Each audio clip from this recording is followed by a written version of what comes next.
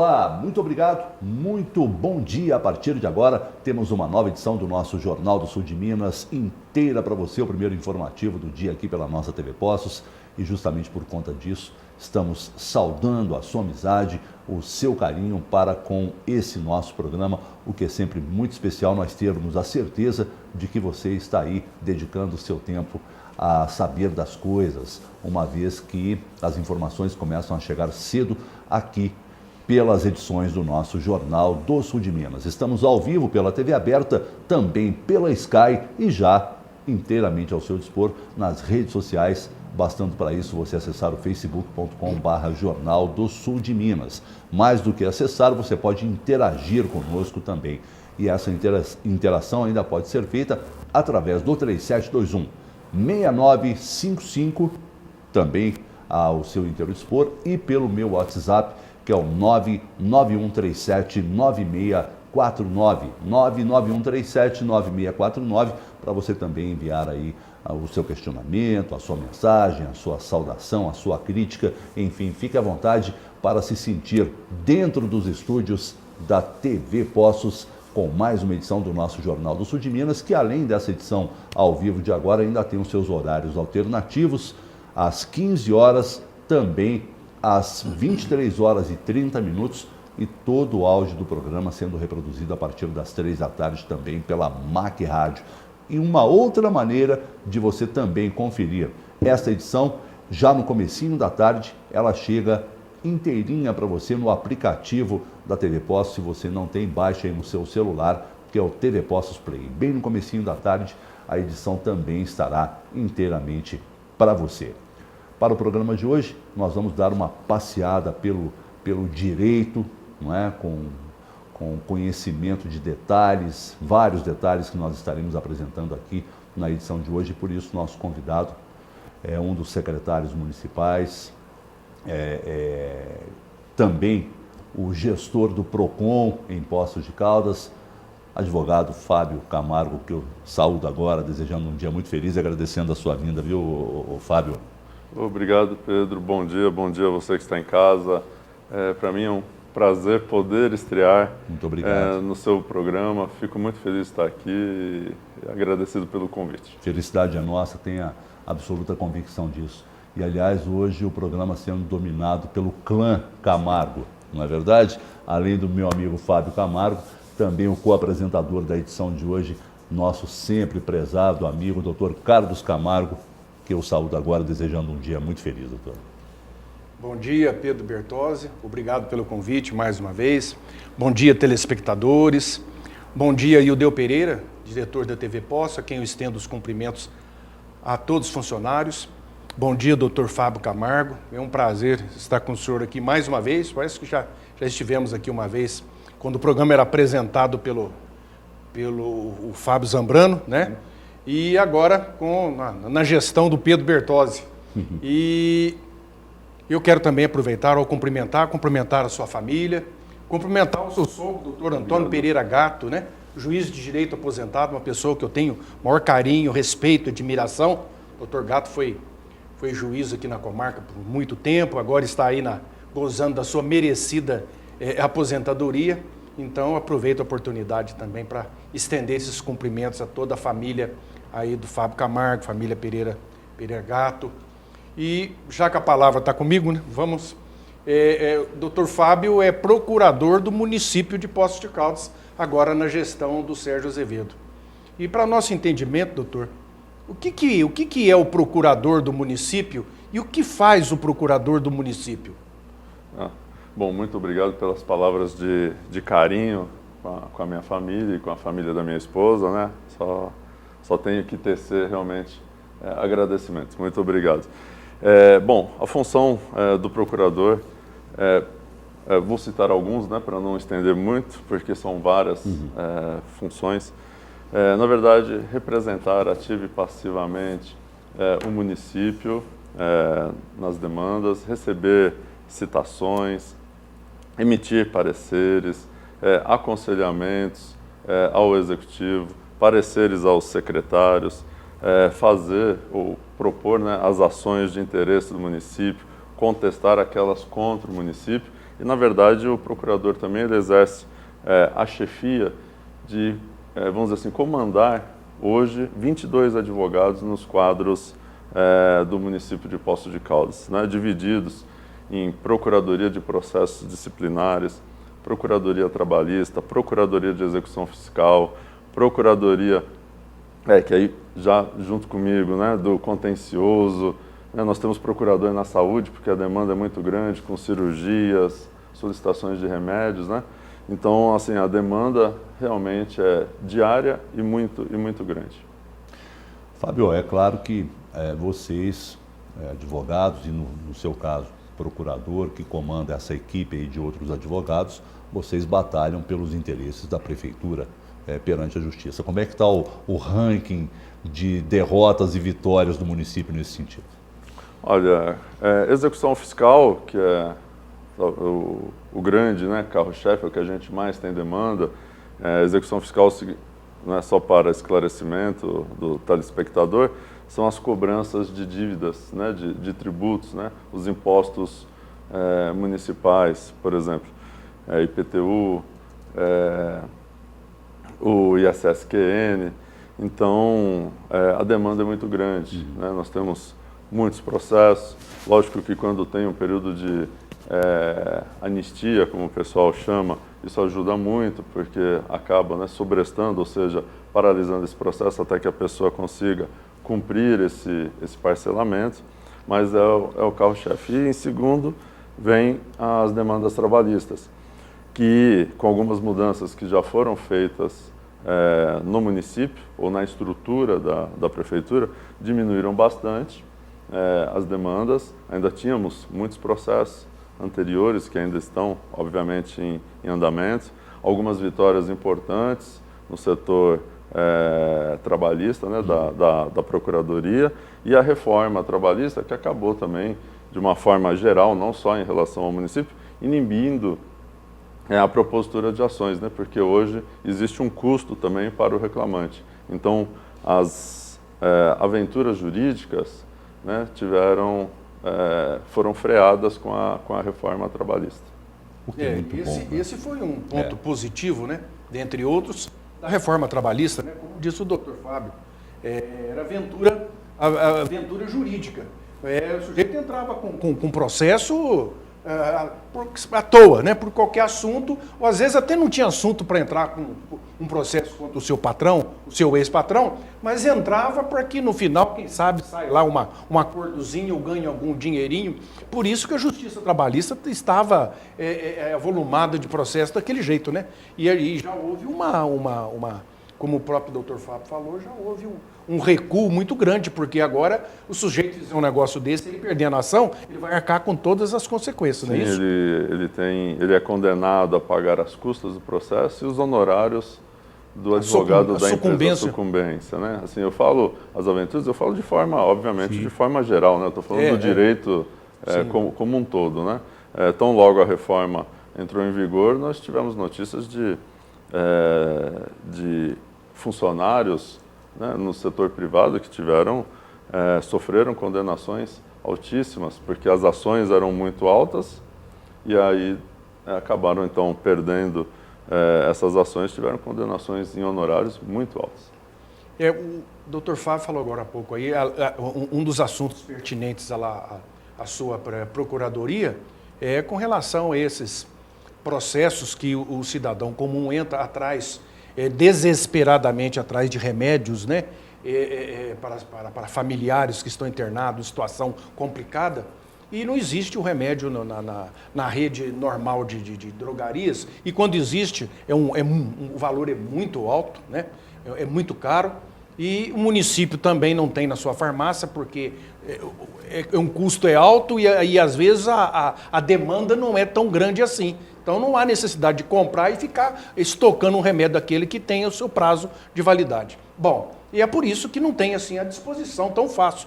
Aí, o que acontece? A pessoa não tem condições. Ela recorre ao Estado. O Estado tem que providenciar a federação, o Estado.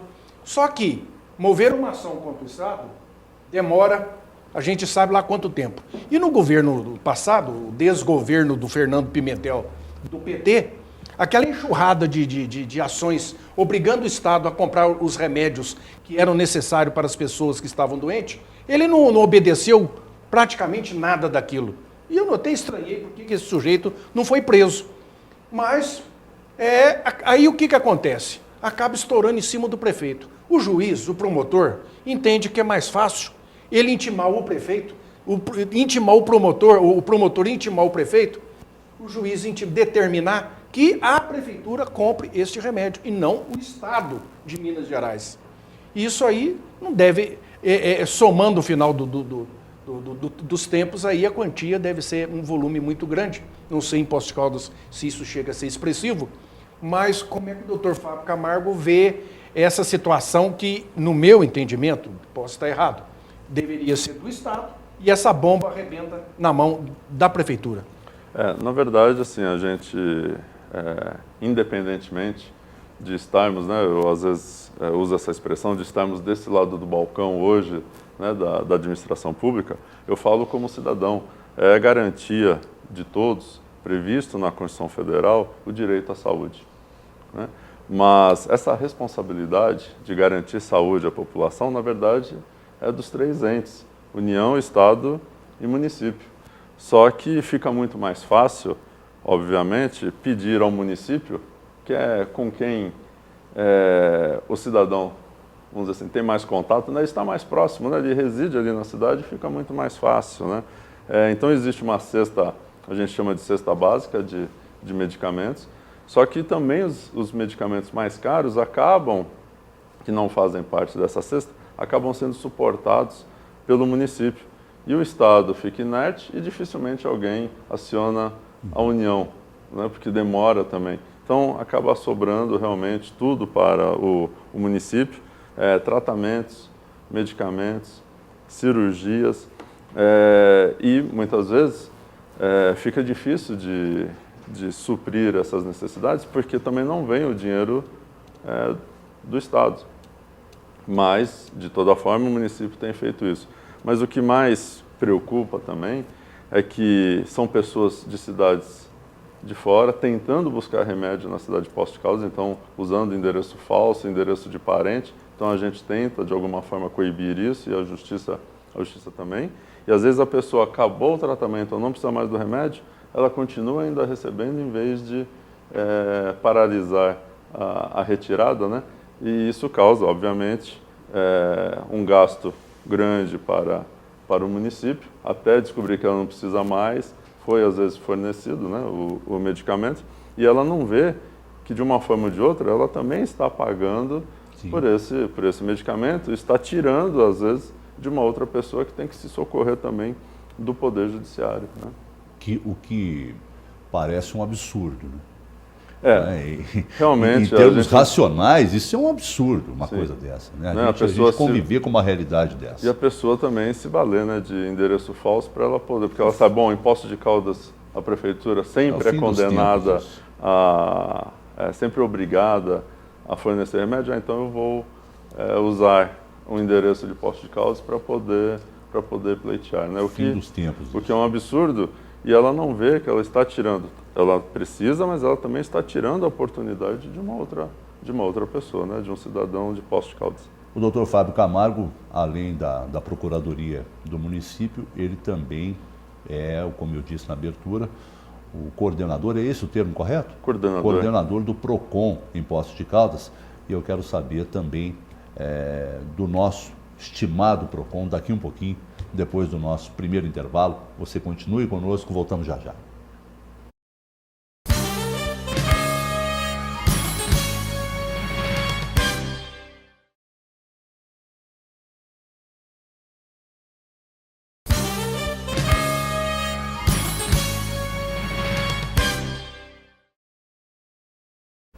Muito bem, estamos de volta ao vivo aqui dos estúdios da TV Poços, com a edição de hoje do nosso Jornal do Sul de Minas, quando estamos com muita satisfação recebendo o advogado, procurador do município, doutor Fábio Camargo. Retribuo aqui os votos de bom dia do Rafael Pisa, dizendo um recado para todos nós, viu? Bom dia, aproveitem bastante o carnaval para passar mais tempo com a família. Rapaz, você deu um conselho de ouro, né? Descanso para todos nós, aqueles que puderem descansar. O Adriano Barbosa, saudando a todos, e lhe pergunta, doutor Fábio, como o senhor vê o argumento da reserva do possível versus o argumento previsto no artigo 196 da Constituição Federal, que garante saúde a todos? Na sua opinião, essa garantia constitucional deve ser considerada relativa e o poder público atender apenas os necessitados?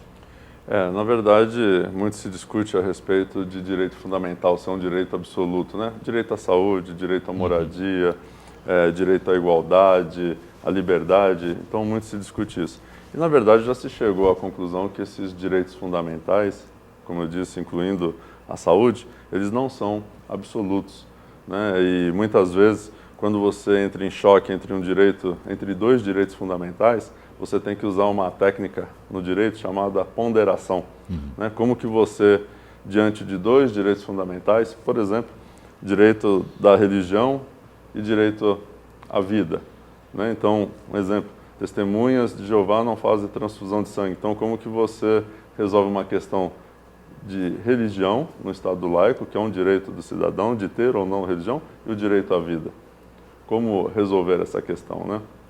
Então, realmente, como foi questionado, é um direito, apesar de ser direito fundamental, ele não é absoluto, ele é relativo, e entendo, com toda sinceridade, eu acho que a saúde deve ser realmente para os necessitados, por mais que esteja garantida a saúde na Constituição. Eu acho que quem tem condição deve suportar esse custo, né, e deixar realmente para quem precisa.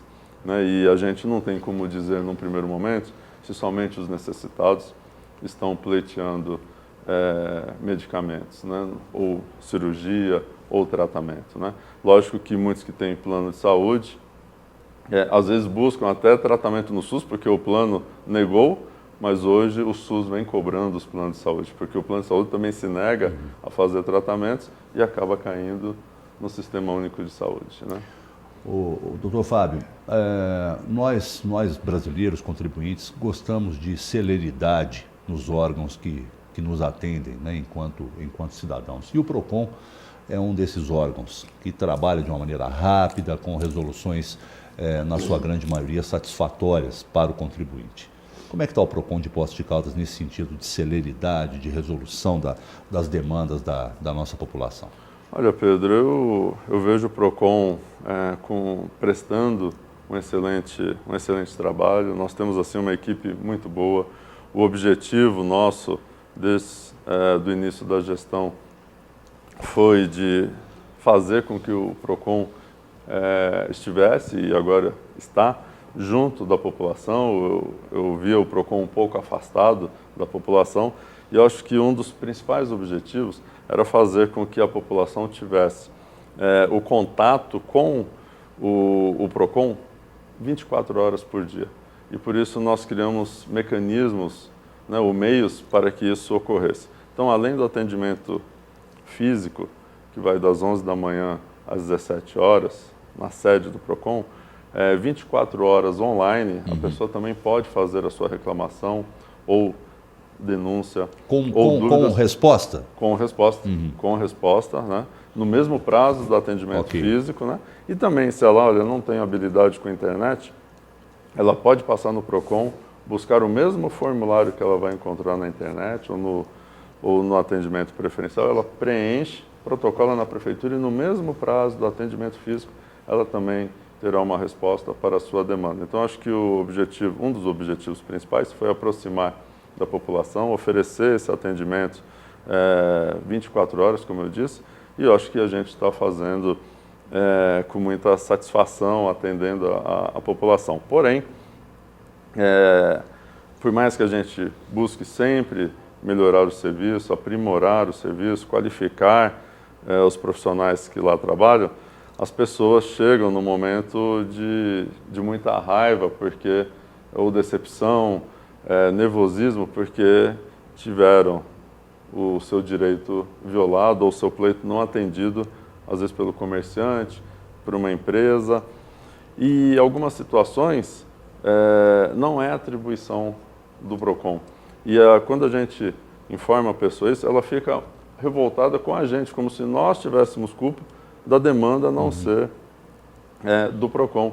E aí ela acaba indo para as redes sociais falando mal do órgão, né, que presta, como eu disse, na minha visão, um excelente trabalho, mas por entender que o PROCON deveria solucionar todos os problemas da vida dela. E, infelizmente, nós não temos como resolver isso, né? A nossa demanda é consumerista individual. Então, quando eu vejo, às vezes, postagens, o PROCON não faz nada com o preço da gasolina.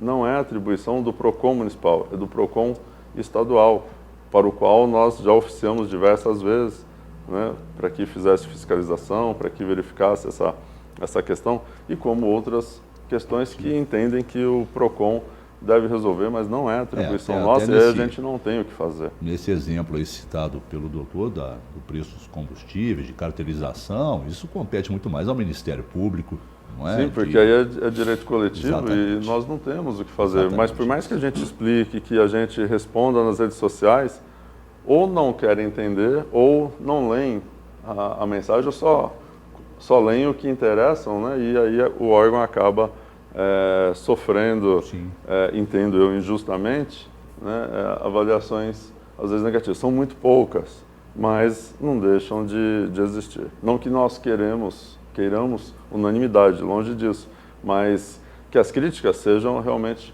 consistentes, né, que sejam fundadas. E dentro desse assunto do PROCON, qual que, vamos dizer assim, o senhor falou de alguns fatos isolados de insatisfação, né? A pessoa acha que o PROCON tem que resolver todos os problemas que ela tem e, logicamente, foi muito bem explicado pelo Dr. Fábio, o PROCON tem os limites de atuação. Alguns assuntos pertencem ao PROCON e outros assuntos não pertencem. Então, aquele que não pertence, a pessoa tem que procurar outros caminhos, né? E não reclamar, colocar na rede social, falar que não foi atendido, que o PROCON não está querendo saber de ajudar a população. Eu já vi assuntos dessa natureza.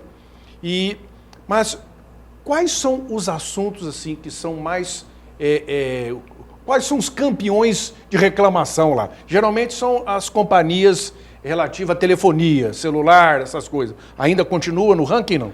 Qual que é o ranking de reclamação? As empresas alvos?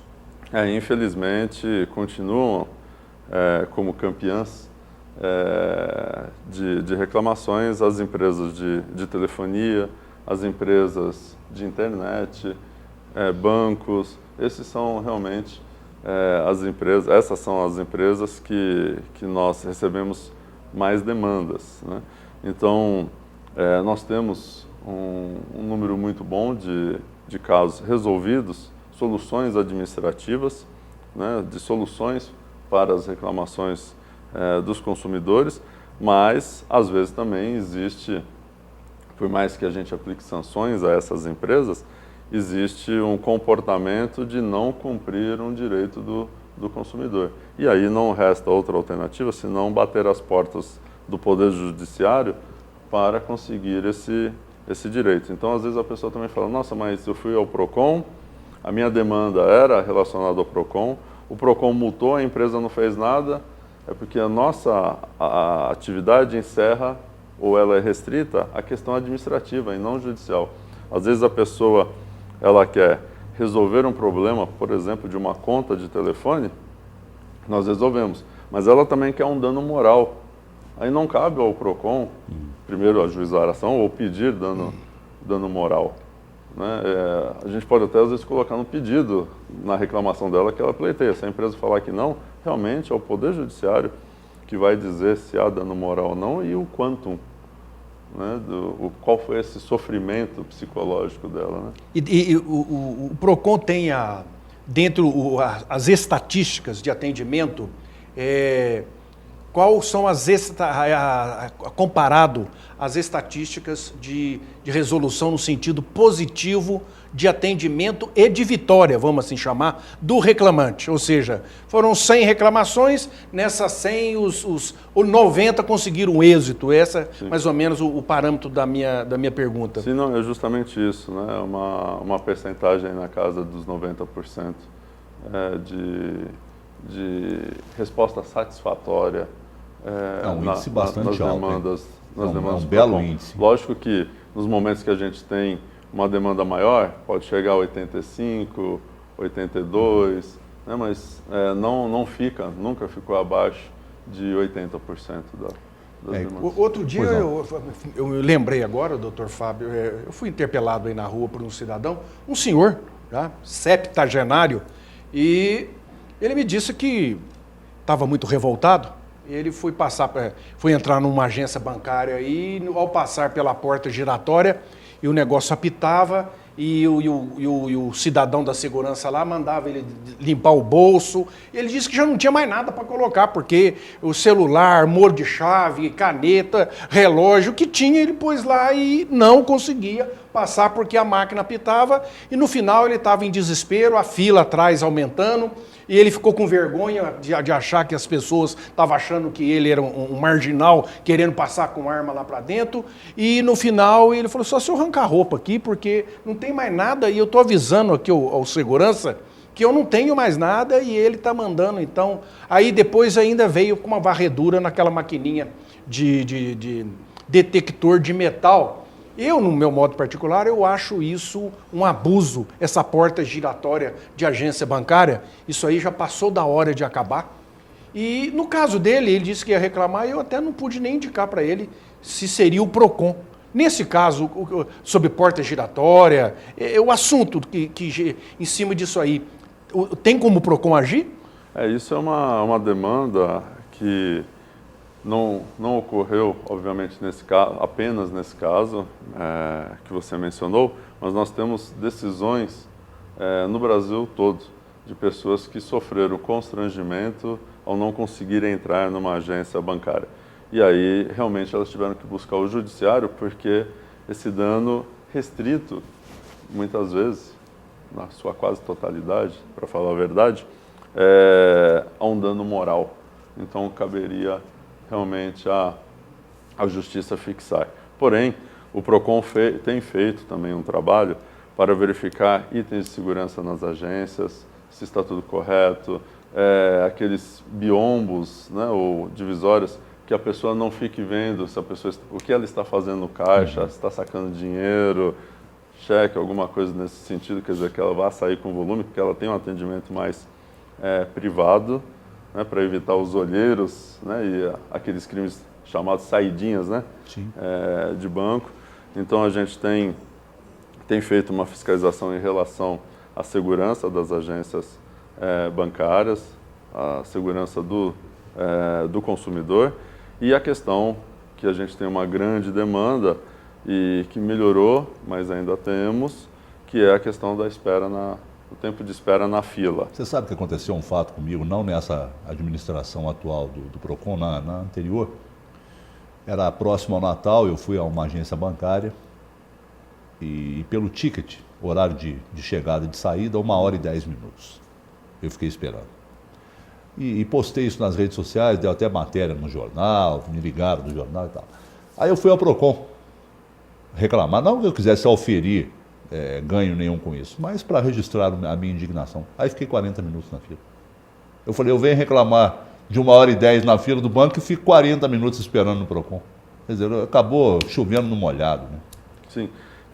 Hoje nós temos assim, uma fiscalização intensa em relação às filas de banco.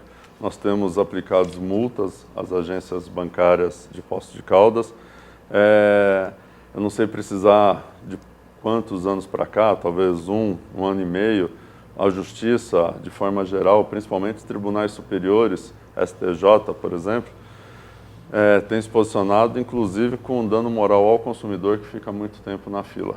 Então, fixado aí, valores de indenização de 5 mil, 10 mil, 3 mil, R$1.000. Talvez eu tivesse ter insistido Sim. mais um pouquinho, né, doutor Carlos? Mas, às vezes, também o consumidor acha que o PROCON indo lá, multando a agência, que esse dinheiro vem para ele. Não, na verdade, vai para o Fundo Municipal de Proteção e Defesa do Consumidor. Eu confesso que acabei não vendo a conclusão. Mas hoje existe, inclusive, a possibilidade de uma indenização para o tempo que você perde na fila de um banco.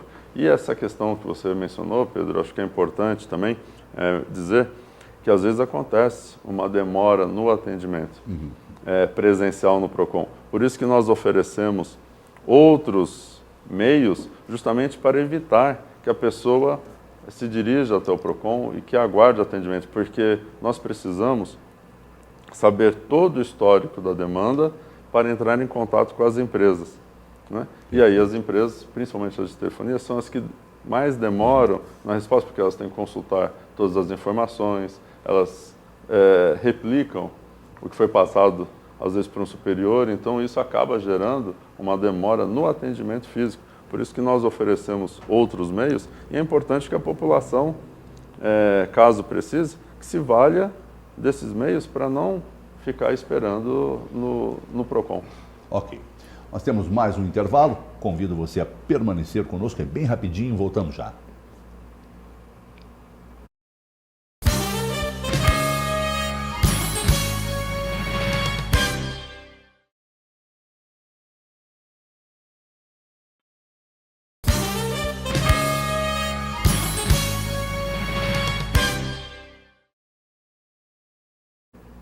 Já estamos de volta ao vivo aqui dos estúdios da TV Poços com nosso prezado convidado de hoje, Dr. Fábio Camargo, que é justamente nesse momento, o Dr. Fábio, que eu quero passar a conversar com o advogado e não o servidor público, não é? O Dr. Fábio continua atuando normalmente na área do direito, inclusive com atuações em áreas muito interessantes, né, Dr. Fábio? Por exemplo, o direito da pessoa transexual. O senhor também trabalha nessa área, até porque o STF está num imbróglio aí de criminalizar ou não, né, a homofobia. Essa votação foi parada agora no último dia 21, com 4 votos já expressados, né, 4 votos favoráveis à criminalização da homofobia. O senhor também atua nessa área dessa minoria?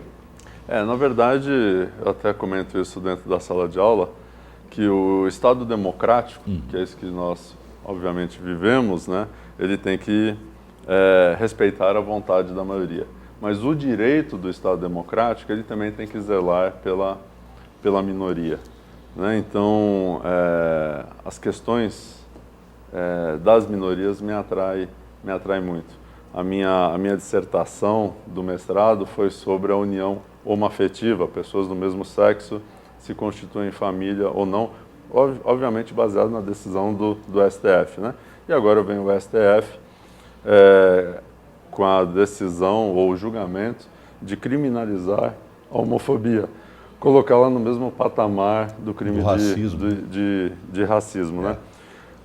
Por um lado, as pessoas também ficam preocupadas porque a Constituição garante a independência dos poderes e a harmonia entre si.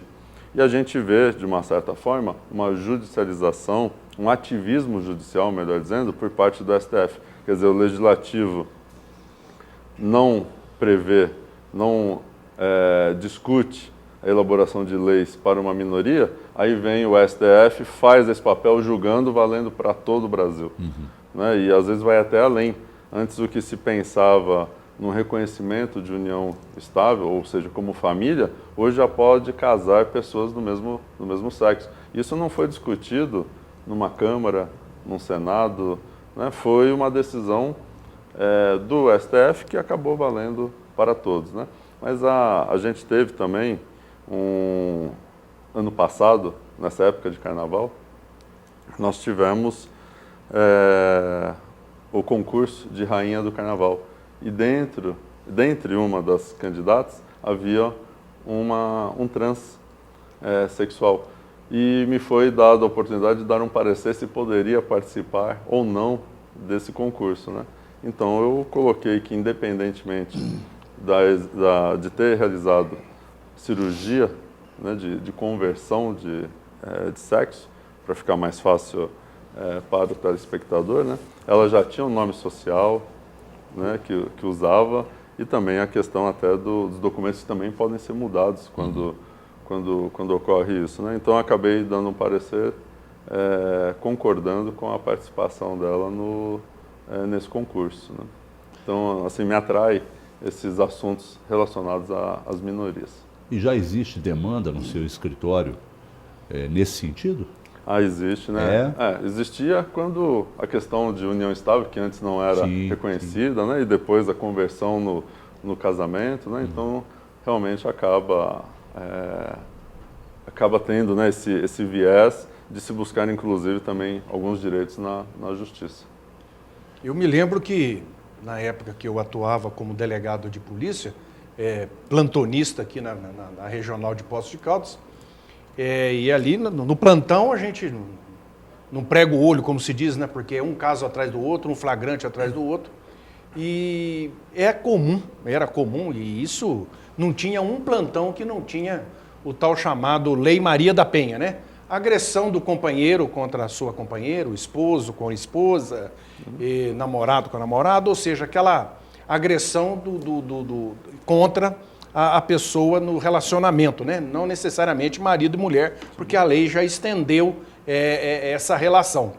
E eu tive um ato de ousadia, e depois fiquei até um pouco preocupado, falei que poderia dar um certo tipo de problema para mim, que num caso de um relacionamento homoafetivo, de uma homossexual, uma cabeleireira, né? Um homossexual cabeleireira, que foi agredida pelo seu companheiro da mesma forma como se ela fosse mulher. E eu analisei o fato e eu vi que ela era homem de nascença, vamos assim dizer, né? Ela não era operada nem nada, tinha órgão masculino, mas a sua vida, psicologicamente, ela era mulher, se vestia como mulher, se comportava como mulher, ou seja, ela era uma mulher num corpo de homem, né? E com a devida modificação dos seus costumes, cabelo, corpo, né? E o sujeito que estava ali como seu marido, né, cometeu o crime de agressão. E eu enquadrei esse sujeito na Lei Maria da Penha. Uhum. E, por incrível que pareça, quando chegou esse caso na justiça, o promotor denunciou esse indivíduo na Lei Maria da Penha. Quer dizer, ninguém ficou sabendo, mas acabamos abrindo um precedente no Brasil que não chegou a grandes repercussões, porque aí que eu tive certeza mesmo que ela era mulher. Porque logo que chegou no momento da audiência no fórum, ela retirou a queixa. Então eu falei, então é mulher. Então, de fato, eu acertei. Então, mas isso, doutor Fábio, não é explicitamente contido na Lei Maria da Penha. Esse atendimento a mulher fala mulher, né? Então não fala trans, não fala homossexual, não fala LGBT, ou seja, não usa esses termos, essas siglas, né? Que utiliza-se para as pessoas de um sexo que passam a agir no sexo, no outro sexo. Como é que o senhor vê essa extensão? O que o senhor acha disso? Não, essa sua posição foi uma posição de vanguarda, né? Isso é importante ressaltar. E hoje nós temos, por exemplo, não na lei, né, mas aí isso é doutrina, isso é jurisprudência, ou seja, decisões que batem, casos que batem à porta do judiciário e que acabam então tendo decisões favoráveis à união homoafetiva, por exemplo, entre mulheres. Se for agredida, com certeza a Lei Maria da Penha. Se for um transexual agredida, também Lei Maria da Penha se jurisprudência aplica. isso? Já tem decisões já nesse sentido. Pacífica? Doutrina tem. É pacífica que, já? na verdade, não vincula, né? O juiz ele não fica vinculado a decisões, né, diferente da decisão do Supremo, quando reconheceu como entidade familiar a união homoafetiva, que aí foi erga omnes, ou seja, para todos os casos. Essas decisões, vamos dizer assim, pipocam nos mais diversos tribunais e, obviamente, o juiz ele não fica vinculado. Ele pode ter um posicionamento diferente, mas temos bastante decisões nesses sentidos e o seu posicionamento foi de vanguarda. Uma outra atuação que o Dr. Fábio tem bastante incisiva é sobre a licença paternidade para avós. Eu acho esse tema muito interessante. Sim, muito e que vale também para... também falando das minorias, também vale para casais do mesmo sexo, né?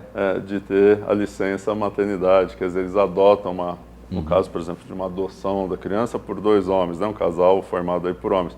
adota uma criança. Um deles pode ter o mesmo período de licença maternidade que teria uma mulher. Já temos decisões também nesse sentido, né? Casal de mulheres que uma delas decidiu ter filho, óbvio, também vai gozar da licença maternidade. E quando hoje a gente tem muita dificuldade em definir o que é família, né? Porque aquela família que eu chamo, padronizar. Padronizar, né? Que eu chamo família doriana, que é papai, mamãe, filho e filha, né? Um casal de filhos. Hoje não existe mais. Hoje as famílias são constituídas por uma mãe divorciada com o filho, uma avó com os netos, tios com os netos, né? Então, muito difícil hoje você definir, padronizar o que é família no Brasil. Então, no caso de crianças, né, que são logo desde cedo são entregues aos avós, é importante garantir esse direito a eles, porque eles vão ter que e mesmo no caso cuidar de avós maternos, né? Sim. O avô ou a avó materna tem direito até a licença, né? Quando o neto nasce, se comprovar-se que são acompanhantes da mãe. Sim, isso mesmo, sem dúvida. E também, eventualmente, né, se eles no futuro conseguirem a guarda desse neto, né, eles passam a ser dependentes dele na Previdência. No Brasil, de uns tempos para cá, a gente está vivendo uma onda aí de direitos, né? E já diz a própria lei que todo direito corresponde a um dever, né? E uma das coisas que ainda que gera muito conflito na sociedade, principalmente em família, como o doutor acabou de citar, no sentido familiar mais amplo do que aquele costumeiro que nós fomos criados, no sentido papai, mamãe, filhos, né? Com relação à pensão alimentícia, né? A lei hoje fala que se o indivíduo, vamos dizer, o pai, que não pagou a pensão do filho, logicamente a mãe vai poder acionar os avós paternos, né? Como é que o doutor vê isso? Porque a inadimplência de pensão alimentícia é muito grande. E é uma discussão que aquilo não acaba nunca, né? Então, eu mesmo, na época que eu vivenciava como delegado de polícia, o que chegava de mandado de prisão para ser cumprido contra pai inadimplente de pensão alimentícia era uma enxurrada. E às vezes a gente, quando prendia a pessoa, a gente via que o sujeito tinha condição de pagar. Ele não pagava de pirraça. Não pago. E aí quando vai preso aparece dinheiro, aí paga rapidinho. Então, dentro desse princípio de direitos e deveres, nós estamos falando tanto de direito, e como é que fica então, como é que o doutor Fábio vê essa extensão do pagamento de pensão alimentícia, já que o pai não tem condições ou por qualquer motivo não pagou, e isso então vai ser cobrado dos avós paternos? Hoje nós temos assim não vou dizer uma quantidade grande, mas antes nós tínhamos só o pai devedor de alimentos sendo preso. Hoje nós temos avós sendo encarcerados por não conseguirem pagar alimentos aos netos. Mas acho que voltar um pouquinho só para ficar mais claro a explicação ao telespectador. Antes, a obrigação era quase que exclusiva do pai, do sustento, no caso de separação, né? Ou divórcio, a mãe ficava com a guarda e o pai tinha que pagar alimentos. Com a Constituição Federal, que deu igualdade a homens e mulheres, e agora também com o novo Código Civil, que é desde 2002, mas para nós do direito isso é novo, né? Essa obrigação que é igualitária passou a ser tanto de pai como da mãe, né? Então, se a criança precisa, a grosso modo, precisa de R$1.000 para sobreviver no mês, R$500 da mãe, R$500 do pai. Não é 30% do salário do pai, 30% do salário mínimo. Isso é lenda, todos acham que existe uma percentagem fixa. Isso não existe. É necessidade com possibilidade. Ela precisa de 1.000, tem condições de pagar 1.000, vai pagar 1.000. Não tem condições, se o pai não tiver condições, aí os avós acabam respondendo por essa diferença, né? Então, quando essa obrigação passa para os avós, acabam também sofrendo essa consequência de uma prisão civil. A única prisão que nós temos por dívida no Brasil é a prisão de pensão alimentícia. E as pessoas acham que isso é rápido, porque elas veem na TV jogador de futebol, artista sendo preso, Fala, nossa, então se eu entrar hoje, amanhã ele já está preso. Não, nós temos assim demandas no judiciário de anos e anos e anos até sair a prisão. Então não é uma ação muito rápida, como imaginam, não tem um valor fixo também, como imaginam, tá? E realmente os avós acabam sofrendo por ter esse dever ônus, de né? complementar, eles acabam sofrendo esse ônus da prisão. Por outro lado, aqueles pais que proíbem os avós de visitar os netos, é garantido aos avós também o direito de visitação. Então, muitas vezes eles batem, vão até o judiciário para garantir o direito de visita aos seus netos. Eu faço uma breve colocação, até porque o nosso tempo já está estourado, do Adriano, dizendo que ele levou ao PROCON, e ele retrocede ao PROCON, uma reclamação sobre uma empresa que vende pneus de forma casada, ferindo o artigo 39 do Código de Defesa do Consumidor, e ele diz aqui, na postagem, que até hoje a mesma loja continua praticando a mesma venda casada e ninguém fez nada. Ele acha que o PROCON deveria ser mais firme nesse sentido. Como seria essa venda casada? Tem que fazer um balanceamento. Ela oferece o pneu e faz o balanceamento aquele preço, mas nós já autuamos essa empresa, já multamos não só uma vez, nós temos lá uma outra demanda. É reincidente. Diz que ainda está no prazo de defesa para que possa dar a decisão. Ok. E o Dr. Fábio tem o seu escritório convencional além da prefeitura. Existe vida além da prefeitura, não é, doutor Fábio? O senhor atende aonde? Existe vida além da prefeitura. Tenho um grande prazer de poder dar aula, né? Isso é muito, muito gostoso, muito bom. Você está sempre atualizado, trocando experiência com os alunos, né? Eu costumo dizer a eles que eu saio com muito mais conhecimento do que tento deixar para eles. Então isso é muito bom, né? E o escritório ele fica na rua Rio Grande do Sul, 425, Conjunto 5, né? Bem no centro aqui da cidade, entre a rua Ceará e Piauí, ao lado da OAB. A referência é boa. É isso, Então, nós estamos lá para, obviamente, né, prestar aí o melhor serviço possível, né? E agradeço aí a oportunidade. A gente que agradece a gentileza de tê-lo aqui nesta edição. Muito obrigado, doutor Fábio Camargo. Agradeço também ao outro Camargo desta nossa jornada, o doutor Carlos, que brilhantemente esteve conosco também. Obrigado, doutor. Eu que agradeço, é sempre uma honra, agradeço ao Dr. Fábio Camargo, um prazer muito grande, e agradeço aos telespectadores e, por fim, aí, um ótimo carnaval, com muita paz e amor para todo mundo. Que assim seja. A você que esteve conosco, nosso muitíssimo obrigado e o desejo sincero de plenitude e de felicidade para esse seu dia.